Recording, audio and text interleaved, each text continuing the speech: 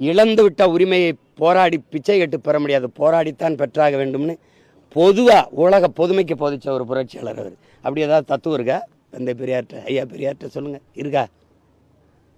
வாயை திறந்து பேசினால் எழுதினால் எல்லாமே தமிழனுக்கு எதிரானது,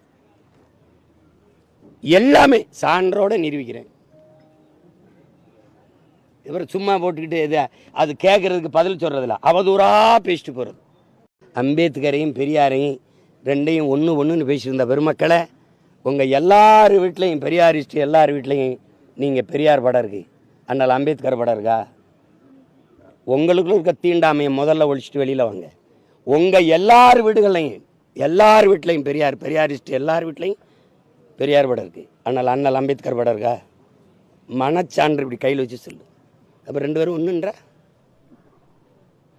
ஒன்றுன்றா அப்படி ஏதாவது இருக்கா?